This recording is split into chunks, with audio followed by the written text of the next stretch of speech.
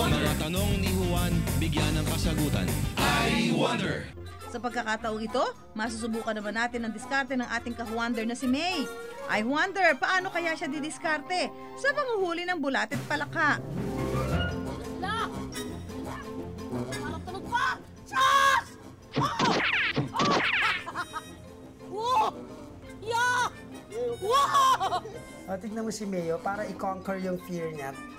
Daldal lang siya ng daldal. Pero hindi naman yata siya masyadong takot sa bulate.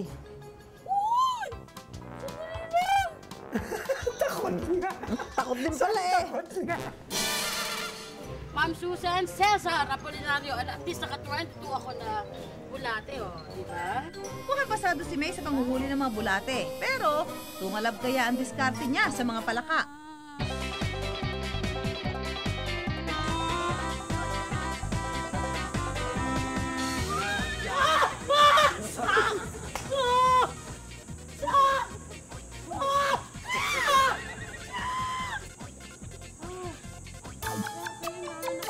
Taraos. Pawis na pawis.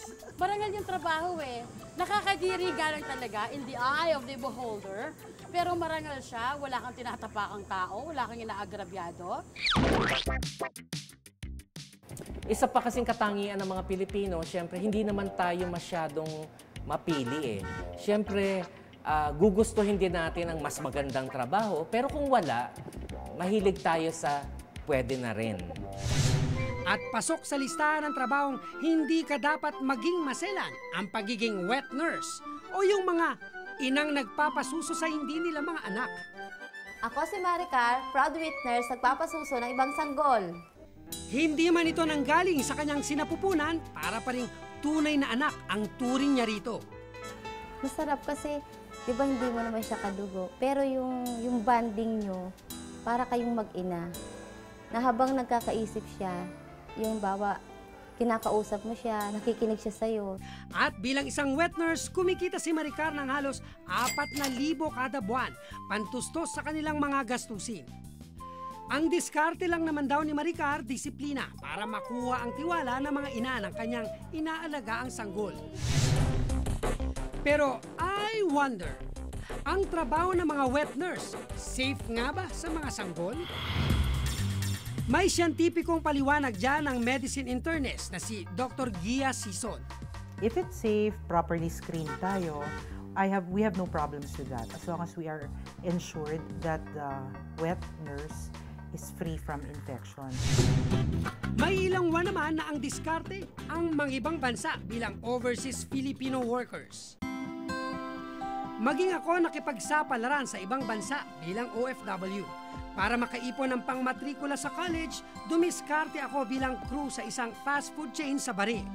Loob ng 2 taon. Ito yung sa fast food, ito yung pinakamahirap na part, yung kapag nagluluto kasi mainit. So, kailangan hindi ka babagal-bagal. Gaya rin ang aking partner, dumiskarte na rin ako ng iba't ibang racket para makapag-aral. Pinagsabay ko ang pagtitinda ng yema at banana Q nung bata pa ako. At pagtuntong ko naman ng college, syempre, dagdag allowance ang pagiging student assistant ko. Isa sa mga dating trabaho ko dito bilang student assistant dito sa library, ikaw yung in charge doon sa manghihiram at magre-return ng book, yung magpapareserve. Tapos during pag Saturdays, pag Saturdays, ina-arrange namin yan. According dito sa code na to, Diyos ko, matrabaho yan. Muli naming babalikan at susubukan ang aming naging sideline noong kabataan, ang pagtitinda ko sa karinderya. At ako naman ang pagtitinda ng pugo. I wonder, patok pa rin kaya ang diskarte namin ng aking partner?